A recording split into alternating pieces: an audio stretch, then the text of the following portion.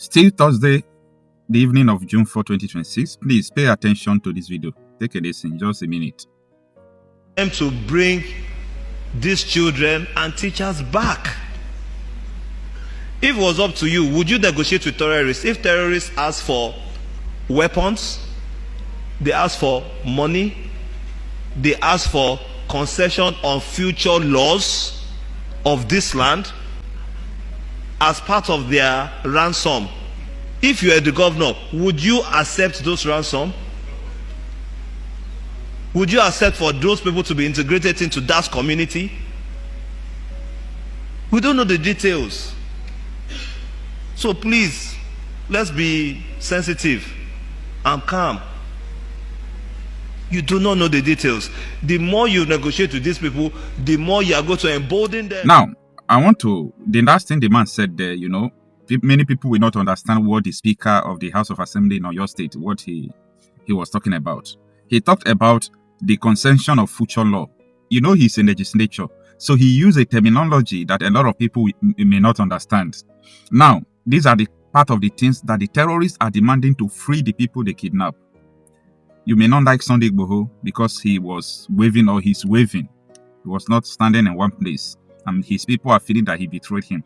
But Sunday Igboho was right when he said that he knows politicians who carried out this abduction of children in Oyo State. Stay with me. That is not what I'm talking.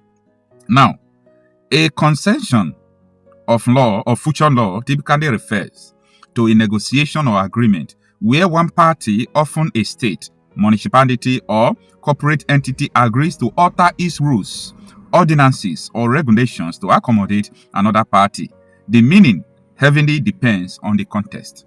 So, I was told that the bandits demanded that they should amend their laws now and their laws in the future. That they should give them land and they must approve a Sharia law in Oyo State before they will release those children. That is the reason why Makinde did not enter any negotiation with these terrorists. Now, we have been fooled in Nigeria. We have been played in Nigeria. I mean, we have been played. We have been fooled. Now, pay attention. Let me shock you. In the year 2014-2015, Buhari woke up one day. He said, if I become president of Nigeria, I will handle insecurity and my vice president will handle economy. That was deliberate. You were played. You don't understand what he meant because there was an agenda. Fast track to the year 2023, Kashim Shettima repeated a statement similar. He said, I, the vice president, will handle insecurity, we handle security, while Tinubu will handle economy.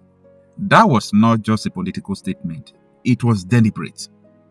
They want to occupy, that is principles of infiltration. They want to continually occupy this office of anything about security.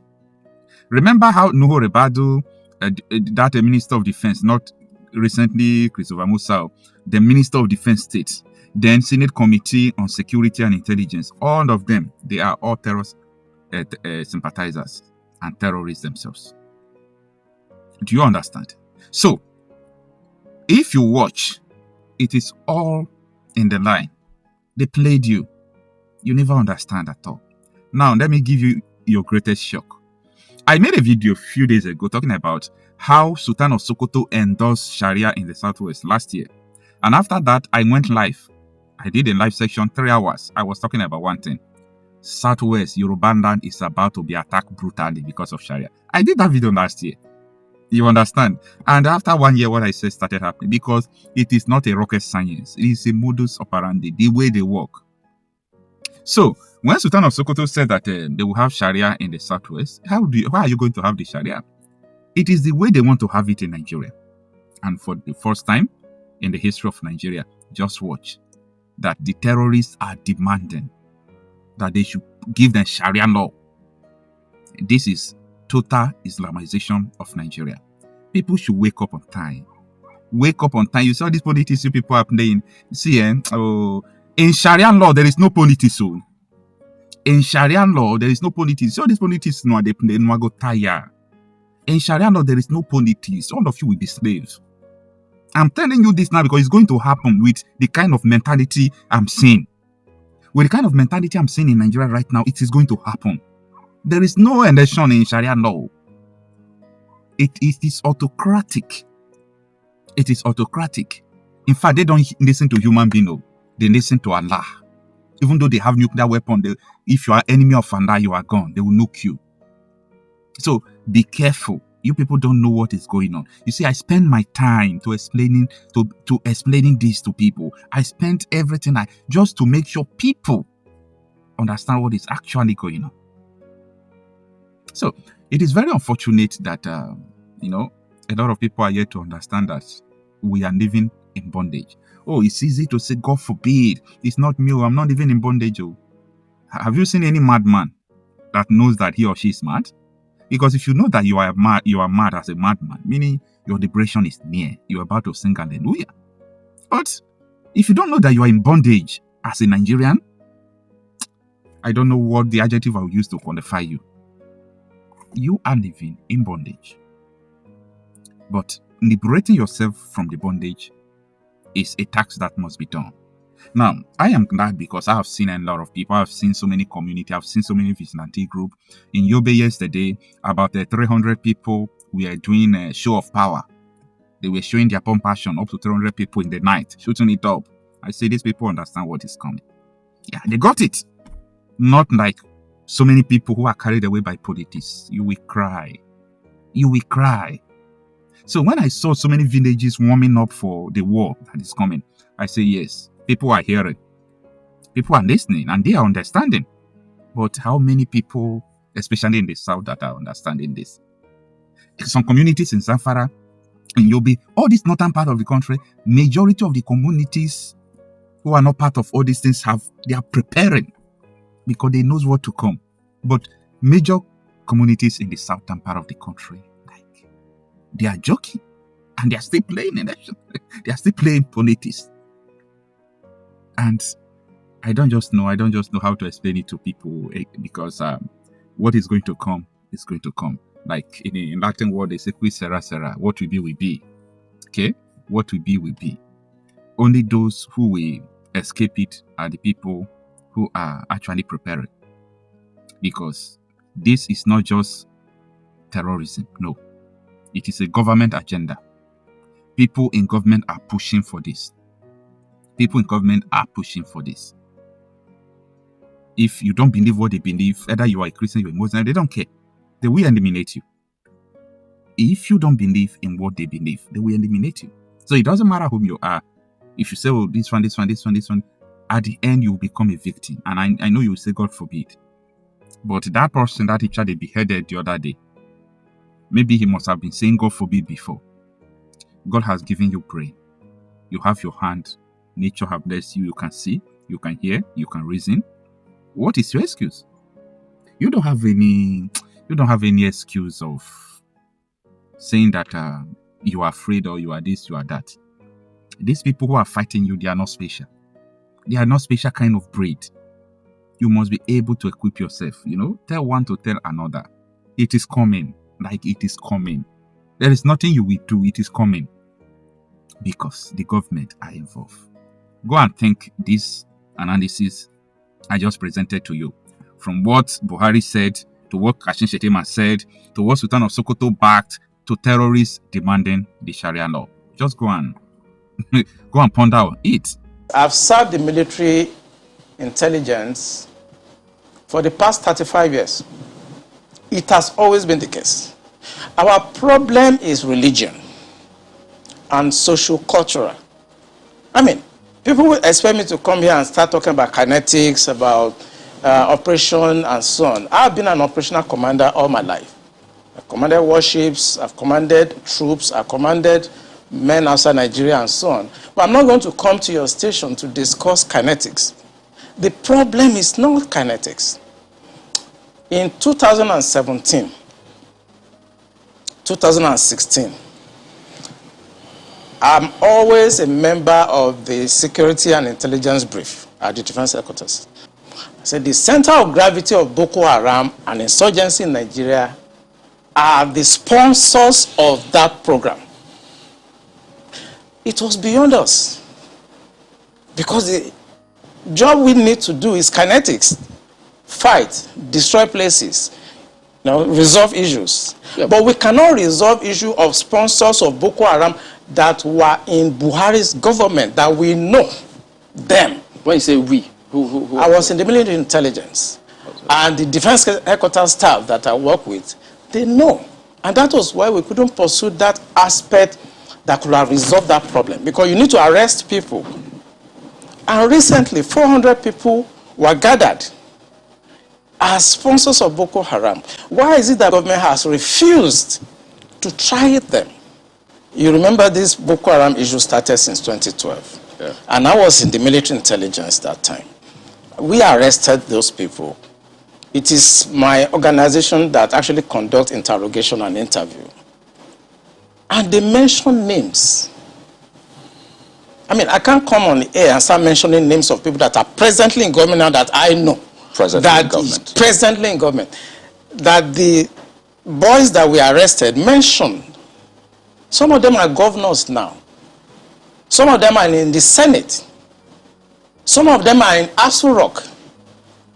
Why should a government try to cause this kind of embarrassment and insecurity to the sense of what happened yesterday?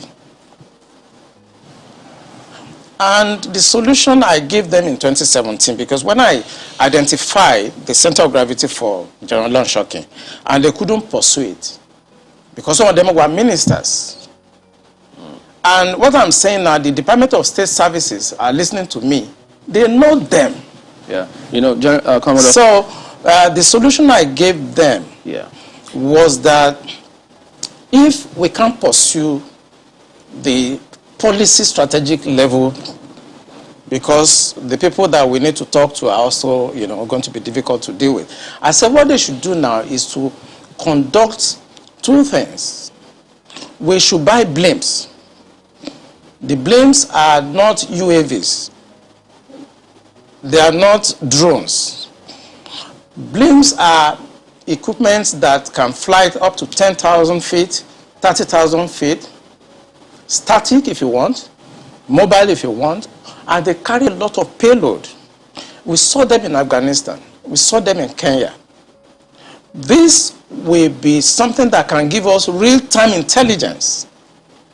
And we can know where these bandits or terrorists, where they emanate from, when they finish operations that they've done, where they go back to. Okay. Well, let's They did not buy this equipment up to. This government does not want to resolve this problem. They are escalating it because of tribal and religious sentiments. So when you say this government does not want to resolve it, don't forget the same government has purchased. In fact, they're going to induct the Super Tucano jet because of, I mean, the insecurity situation. They have, the president has had to change guards, as it were, as a result of people's clamor. I imagine if that was not in the thinking, why would you go that length to make some of the, you know, some of the pronouncements, the meetings that have happened, the purchase, the change of guard and the rest? Why would they do all that if they don't want to sort this? Because that is not the solution. What you just mentioned is not the solution. When you have a problem at policy level, strategic level, operational level, when you have a problem, what you need to do is to identify the center of gravity of that problem and attack it. That's what you do. What they are doing is not attacking the center of gravity of the problem of Boko Haram and insurgency.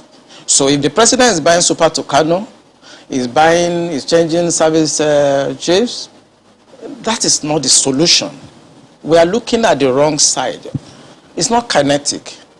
It's politics. Are you ruling out kinetic altogether? I can't rule out kinetic because so it's a spectrum. It's a spectrum, you know, so you can't rule out something. But the center of gravity is what they should look at. And what is it? I'm saying it on this channel.